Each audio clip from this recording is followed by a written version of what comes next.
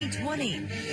When do you stop looking for a pregnant daughter who's vanished? I don't think I can survive if I don't find her. The mother who won't give up. Mysterious disappearance, the disappearance of Kelsey Shelling. Long after she fears the worst possible outcome. We do not have a record of Kelsey Shelling ever being here. And an on-again, off-again boyfriend, a high school hoop star, as a person of interest. Young lady in her car with her trip. He's not scared. What can I do? How can I help? The call that you're making to him is, Kelsey, the mother of your child, is missing. We are desperate to find her. And then a mysterious late-night Facebook message blows everything apart. Your daughter is not dead. She will be back home alive. But 1,000 miles across the country, another family with a missing daughter gets a very similar message. He says I know where Megan is, and I can get her back. I see him. That should be him. Tonight, 2020 goes undercover in search of a man in a red cap. A money drop in a McDonald's parking lot in exchange for missing girls. But I got to tell you, coming to a parking lot to collect $75,000, a lot of people would say that sounds like a criminal enterprise. I'm as shocked as you guys. It is the ultimate showdown. The two lives still on the line. Maybe she is out there. Maybe she is alive. It was just what if, what if, what if. Good evening. I'm David Muir. And I'm Elizabeth Vargas. Put yourself in their shoes. Two desperate families with no clue where their daughters are. Vanished without a trace. But over a 7-month investigation, 2020 has discovered a shocking link between them, leading all the way to Russia. And right here tonight, we're taking you into that world of websites devoted to missing people and strangers who claim to know where your family members are. But at what cost? We're live tonight on Facebook and Twitter. Join the conversation. Here again, Ryan Smith. February 2013. Dawn breaks cold and clear on a Tuesday morning in Denver, Colorado. And as morning turns to midday, a question hangs in the thin air of Mile High City. Where is Kelsey Shelling? The vivacious 21-year-old recently discovered she's pregnant. Now she's late for work at this Denver housewares store. She didn't show up for work. I tried calling her, I think from my cell phone and the store phone. Couldn't get a response.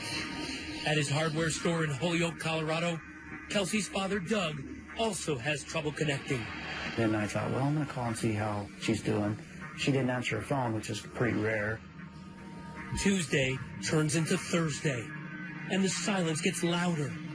Concern morphs into panic, especially for her mother, Laura. All of her friends started contacting us saying, you know, we've been trying to reach Kelsey and we can't reach her. And when that happened, that is when I got really, really scared, because I just thought there has to be a logical explanation. But since that fateful February week, no explanation has arrived. With no word from Kelsey, Laura spent years searching on her own. Developments of the disappearance of a Denver woman, 22-year-old woman. Kelsey Jean Shelling disappeared on a trip to southern Colorado. Father, we pray that you would help us to find clues today. With no word from Kelsey, she's spent years searching on her own. What do we want? Justice! Knocking heads with the local police department for their handling of the case. We appreciate you all so much. Your support keeps us going. And getting wrapped up in a mystery of her own, involving allegations of sex trafficking and extortion. More on that later. It's unbelievable to me doing all of the things that I'm doing to just, get out and fight people like I have. The story traces back here to a town called Holyoke, a couple of hours east of Denver, where the scenery looks more like Kansas than a Coors commercial. This is where Kelsey was born and raised. Where's the Baba? She liked to be silly, liked to laugh. You look at these pictures and you can just see that. Mother and daughter develop a tight, unbreakable bond after Laura and her husband Doug split up when Kelsey was just 11 years old. It was just she and I together alone for a lot of years, so we were very close, pretty inseparable, basically. Kelsey attends nearby Northeastern Junior College with plans to study psychology. There, she becomes fast friends with her roommate, Allie Sandoval. She was very fun. She was laughing all the time, always getting into trouble, and just out to have a good time. And at school, a key figure enters her life, Dante Lucas. Their backgrounds cannot be more different. Dante hails from the central Colorado town of Pueblo, a place more Walmart than Little House on the Prairie. Blue-collar Pueblo has a reputation as the most dangerous town in Colorado because of its high crime rate. At Central High School, Dante stands out as a 6'7" basketball star. He just had a mad passion just for basketball. He loved everything about the game and hoping that he can go on to a Division I basketball school and then maybe make it to the NBA. But the big college recruiters never come calling. Instead, Dante ends up playing ball at tiny Northeastern Junior College, literally the big man on campus, and in a whirlwind romance with Kelsey Schelling. To Kelsey's friends, the relationship turns toxic from the start. He would be putting her down, calling her names, saying that she was fat and ugly and nobody else wanted her, and she was lucky enough to have him in her life because she wasn't going to get anything else. After a couple of tumultuous semesters, the two split up. By 2012, Kelsey has quit school and is living in Denver, working at that home goods store. Dante, his hoop dreams slipping away, is back in Pueblo. To the alarm of Kelsey's friends, the two reconnect. She loved him. You think he loved her? No, you don't treat someone that you love like that. You don't treat them with disrespect the way that he did for her. He would throw things. She would throw things. It was awful. December rolls in like the snowdrifts in Denver. Kelsey and Dante spend the Christmas holidays together. And shortly thereafter, Mom is asking, what child is this? She called me when she found out she was pregnant. She was stressed, just told her, I will support you, whatever you need, your family's behind you. Did she tell you anything about Dante's reaction? She said he was mad. She said he was very angry. On Sunday, February 3rd, Kelsey writes to Dante, I know now how you truly do feel. You have no obligation to me, and you don't want to have anything with me. The next morning, Kelsey has a prenatal checkup, and the doctor delivers the news. She's 8 weeks pregnant, and her unborn child is in perfect health. She excitedly texts the sonogram to Dante and her family. She sent you a picture of the baby. Mm-hmm. What did you think when you saw the baby? I was happy. I knew that she was happy. After that checkup, Dante presses Kelsey to drive down to Pueblo, saying he has a surprise for her. Just wait and see for yourself. You probably wouldn't believe me if I told you. Kelsey responds, tell me what it is and I'll come. Dante, come see for yourself. I know it'll put you in a better mood. Kelsey relents, and at about 10 p.m., the young mom-to-be finishes her shift and pulls away in her black Chevy Cruze, making the lonely 2-hour nighttime drive to Pueblo. Did you have any idea she was going there? No. If I would have knew who she was, I would have made her take a friend, or I would have made sure and went with her. During the drive, Dante texts her to go to Walmart in Pueblo to meet him. At 11:20 p.m., Kelsey pulls into the Walmart parking lot. She waits almost an hour for Dante to show up, finally messaging him that she's tired of waiting and will come to him. At 12:15 in the morning, Dante texts her to meet him on this street. They've met here before. It's near his grandmother's house, Dante's current crash pad. Again, she's left waiting in the car. Where are you? She messages him. I've been here over an hour just waiting. Kelsey is never seen again. By the end of the week, her phone shuts off, and her mother is melting down. Just sheer panic and disbelief. I mean, I can't even really remember how scared I felt. Coming up, Dante tells his story to the cops. We are now leaning towards foul play. Is the basketball star a piece of a larger puzzle? And could Kelsey's case be connected somehow to another woman who's gone missing over 1,000 miles away? Could there be a nationwide conspiracy kidnapping young women? Stay with us. 2020 continues. What if? Now to the mysterious disappearance of a Denver woman. She seemingly disappeared. The disappearance of Kelsey Schelling. This much we know. On the night of Monday, February 4th, Kelsey Schilling, very troubled, very pregnant, and maybe still very much in love, makes that late-night drive from Denver to Pueblo, Colorado, to visit her boyfriend, Dante Lucas. Pregnant woman who vanished. Kelsey was 8 weeks pregnant. She was last seen in Pueblo. When Kelsey's family reaches out to Dante, they say he seems oddly unconcerned. And I just said, if you hear from her, you need to tell her that we're taking this very serious and that we're calling the police. And so he's like, okay, I will. What did he sound like on the phone? Because the call that you're making to him is, Kelsey, the woman that you are with, the mother of your child, is missing. We are desperate to find her. Nothing, no. Not worked up, not, just... He's not scared. What can I do? How can I help? No, he just says, if I hear from her, I'll let you know.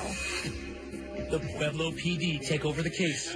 As the last person known to have seen Kelsey alive, Dante falls under immediate scrutiny and is called in for questioning.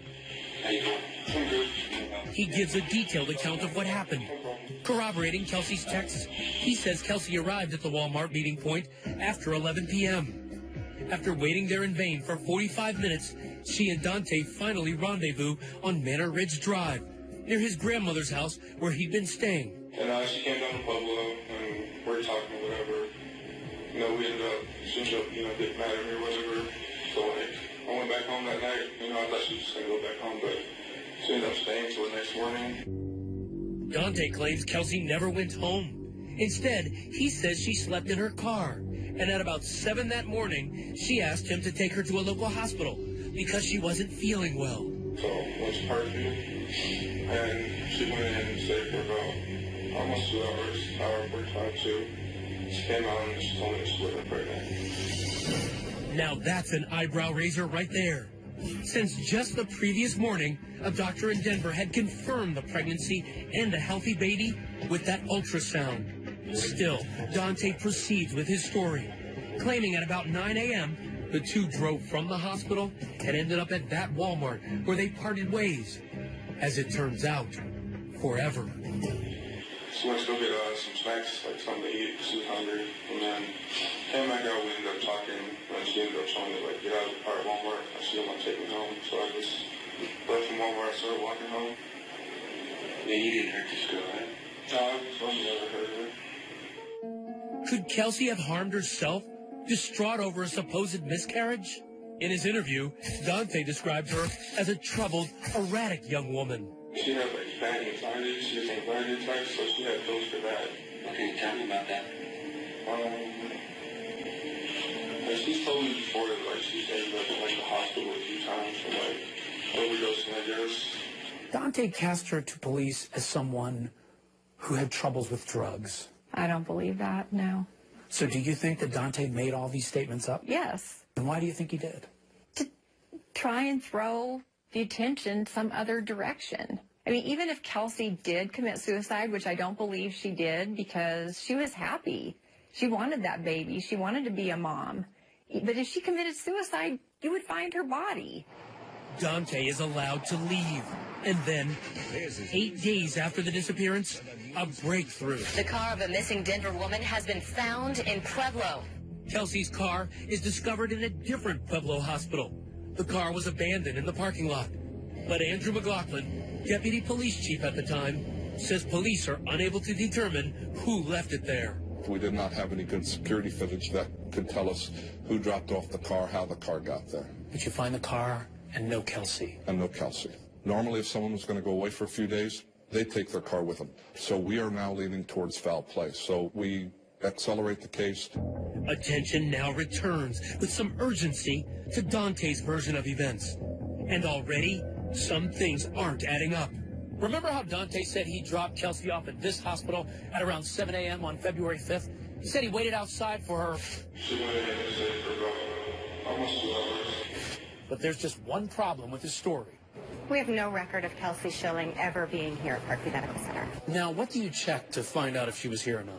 We have a medical records system that keeps track of every patient that's ever walked through our doors. So for you, there was no way she's ever here? That's correct. We went to Parkview Hospital and they said, we have no record of Kelsey ever being here. Would that be a suspicious set of circumstances in the way you look at Dante?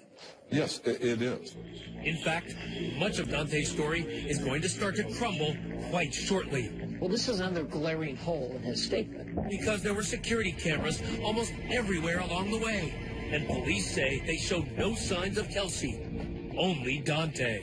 You're on video, dude. It's not the car. It's on the video. Stay with us. 2020 continues. What if? You're looking at surveillance video of that Walmart parking lot from Tuesday at noon. This is Kelsey Schelling's black Chevy Cruze entering a parking spot. Remember, Dante told police he and Kelsey then went inside the store to grab something to eat. She went to go get some snacks, like something to eat, because she was hungry. But watch closely. Only one person is seen emerging from that Chevy, and it's Dante. He gets out of the driver's side and walks toward the front of the store. ABC consultant and former FBI Special Agent Brad Garrett reviewed the video for us. This is another glaring hole in his statement.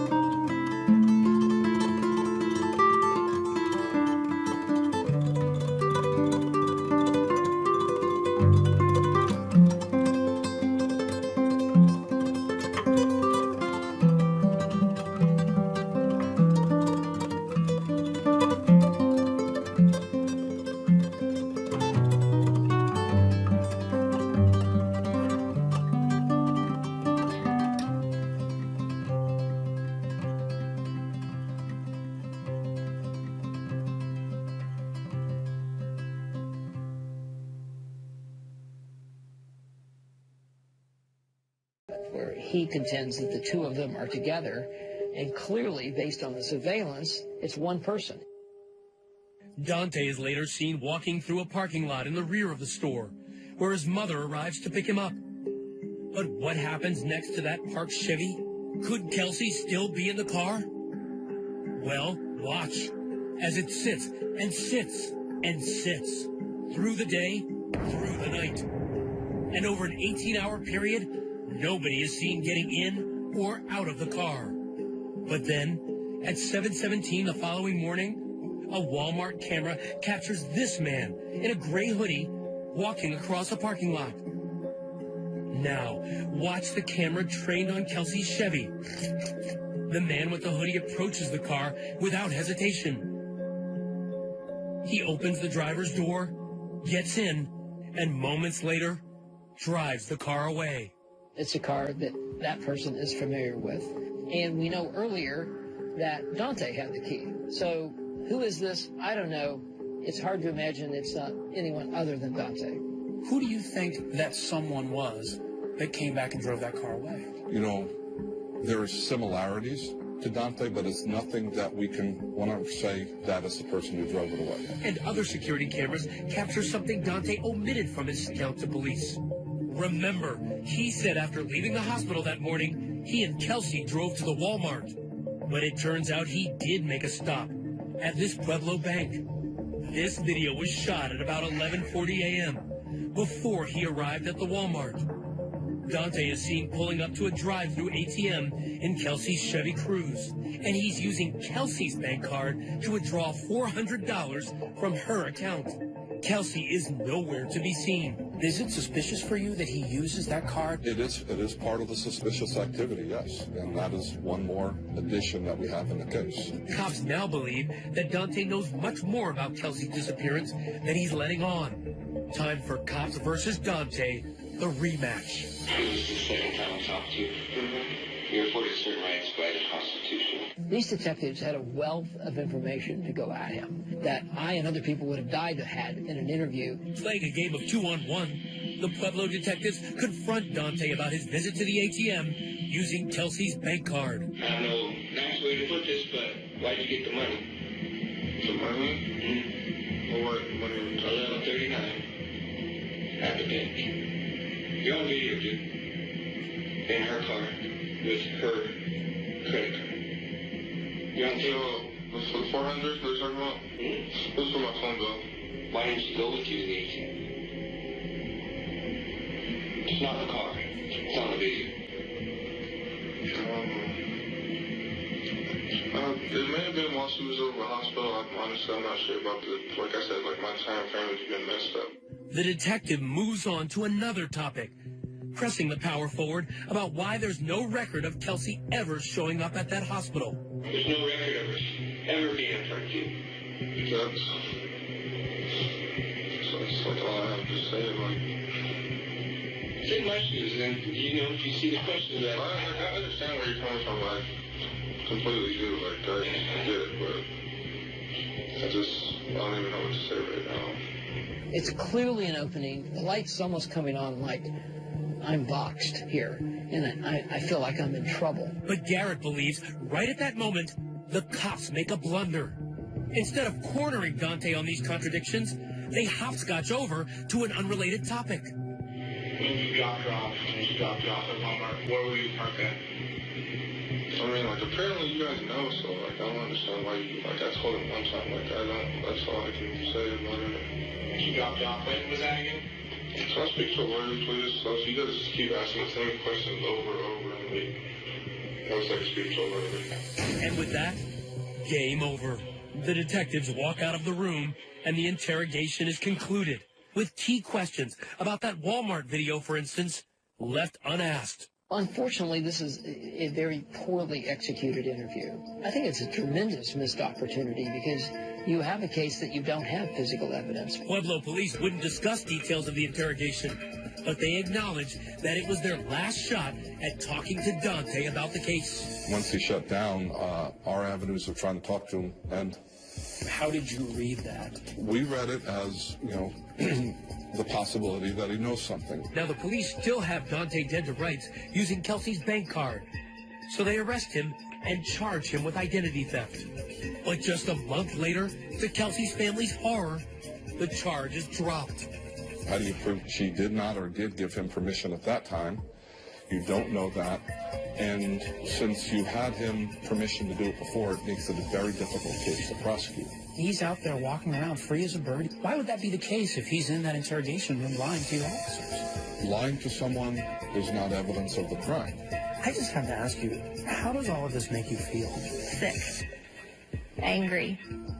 If we just want an effective investigation done into Kelsey's disappearance. Bad blood develops between Kelsey's family and the Pueblo Police Department. Angry that the police refused to even classify Kelsey's disappearance as a criminal case, her family takes matters into their own hands. Her family is pleading for your help. They go public, holding a press conference to bring attention to the case. And law enforcement has informed us that Dante Lucas accessed her bank account. The family's plight strikes a chord in Pueblo. What do we want? Justice! Hundreds of residents join in the search for Kelsey. Kelsey's family offers a $50,000 reward and creates this Help Find Kelsey Facebook page with detailed information about the case and a call-out for any tips. But despite these efforts, nothing turns up. The ride home is always really tough, going home empty-handed. 2 years pass. Hope fades.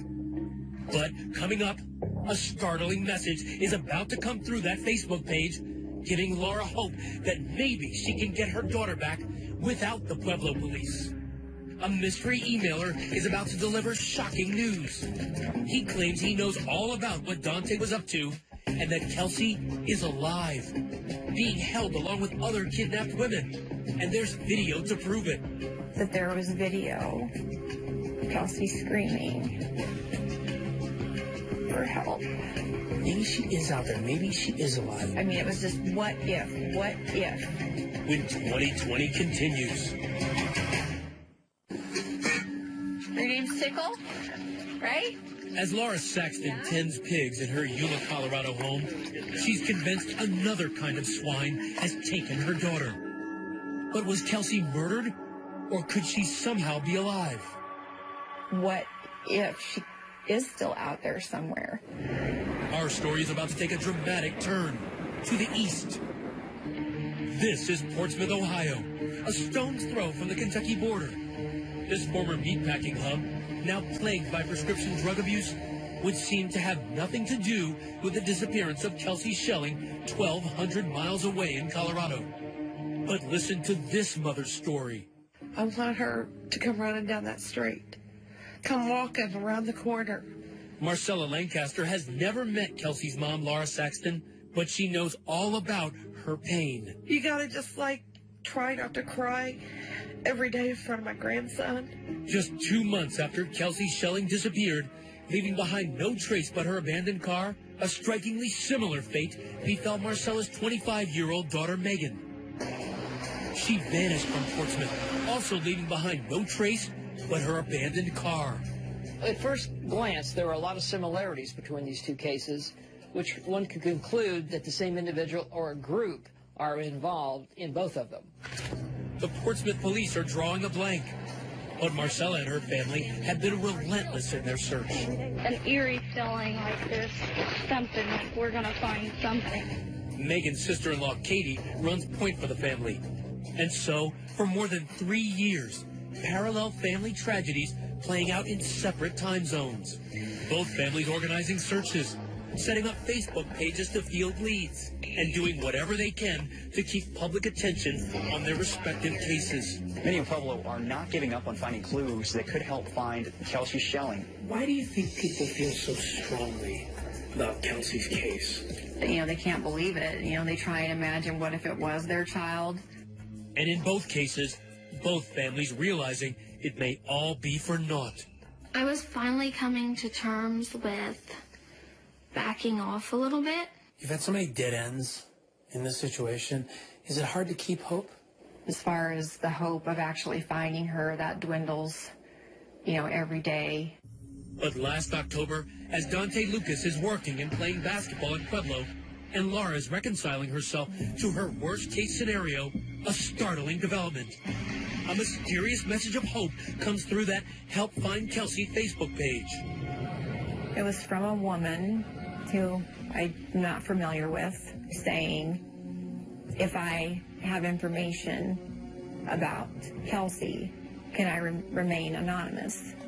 The woman says her name is Jenna McLean and that it's risky for her to come forward. Her life is in danger. She passes the conversation on to a male associate who writes, "Ma'am, please, your daughter is not dead. She will be back home alive." The man knows all sorts of details of the case and offers a troubling account of what really befell Kelsey, claiming her baby daddy Dante had hired a friend to kill her. Dante has no idea she is alive. He thinks she is dead.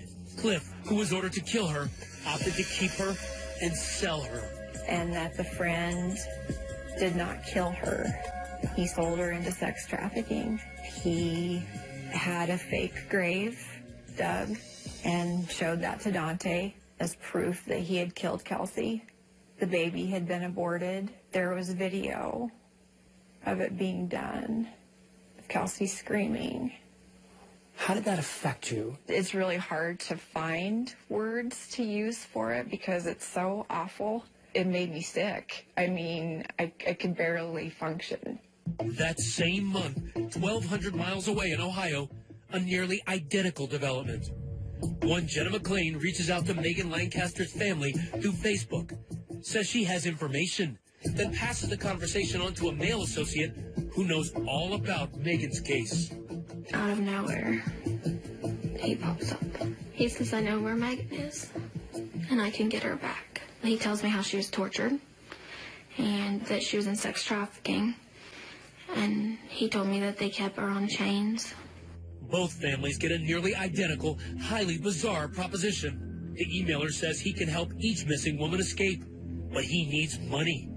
He tells Katie to bring $50,000 in cash, 25 grand up front, to Vancouver, Washington, specifically to this McDonald's, and deliver it to a man named Marcus who will be wearing a red hat. The exchange was that if I would come to Washington, that I could have Megan. Laura gets the same offer. Once the money was exchanged, then this courier person would go and get Kelsey and bring her back to the McDonald's. Needless to say, the whole thing sounds fishy. In fact, it could be one of the most diabolical scams ever conceived. And yet, how can a desperate mother say no? I just thought, what if she's been out there and I could have found her and we haven't?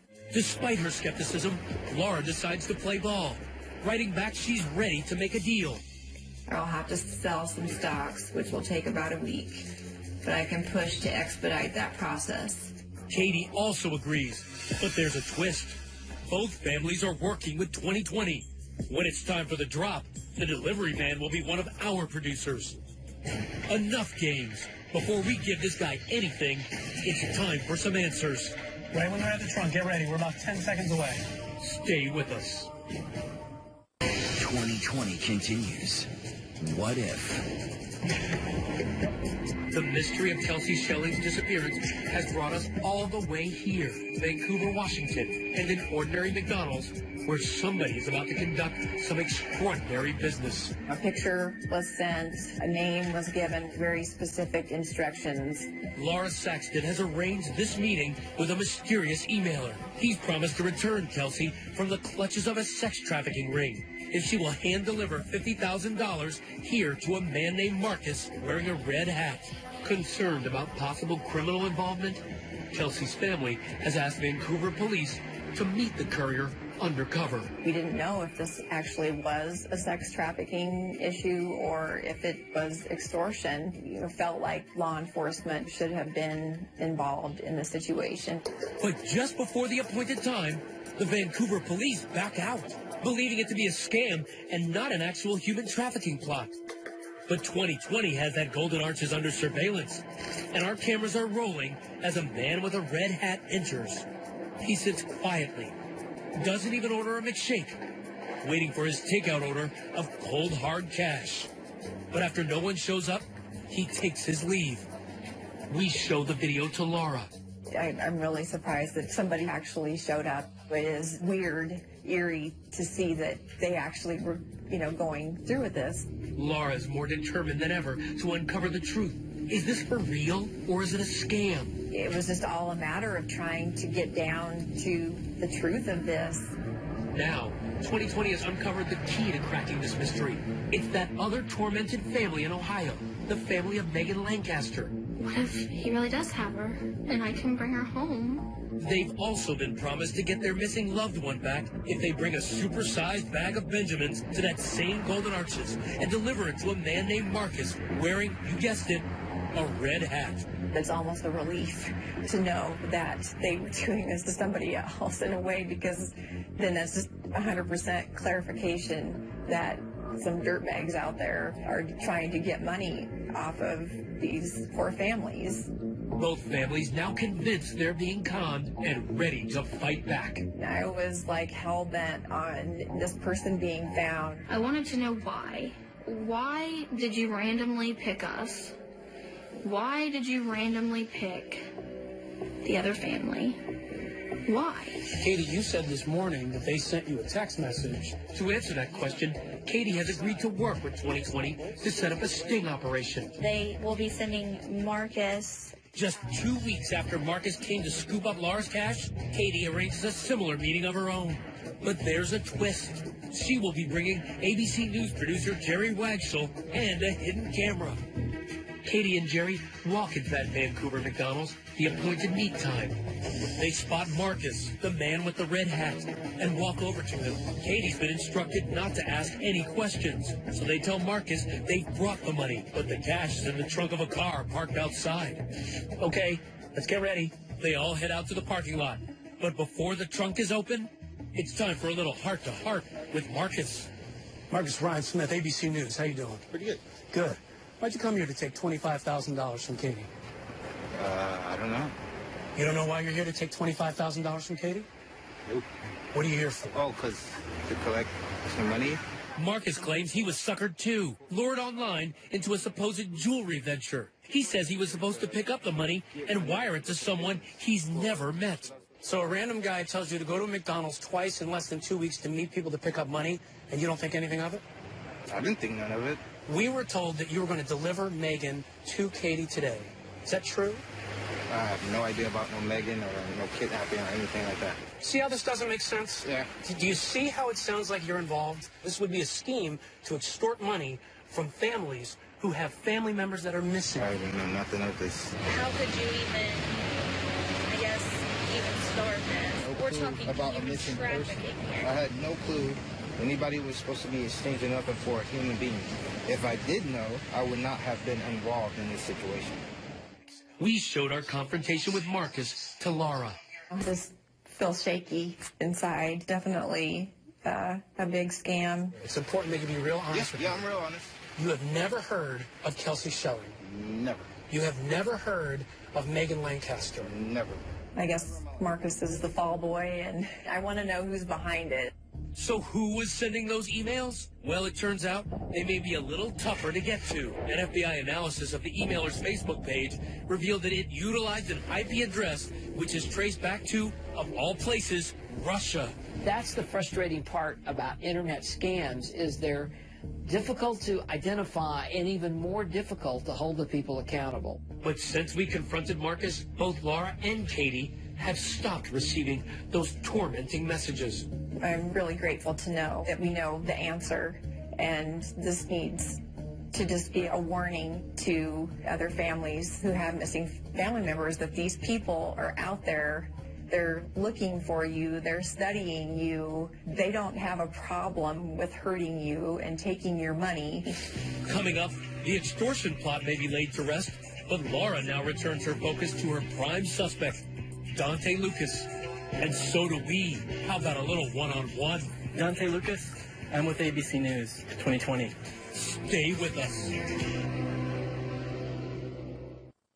The missing pregnant woman and her unborn baby remembered in Pueblo.